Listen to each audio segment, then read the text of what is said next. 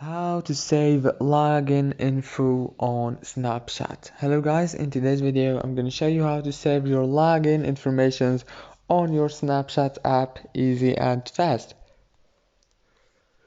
So first thing, go to Snapchat, go to the top corner, click on your avatar. Now this is my profile, as you can see. Go to the top corner and click on the settings option here in the top.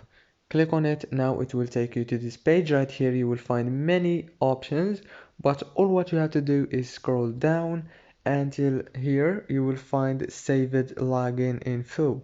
Click on saved login info, and right here you will be able to save your login information easily just by clicking on the save option, and everything will be done.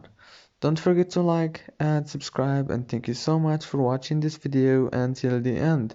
See you later, and thank you so much.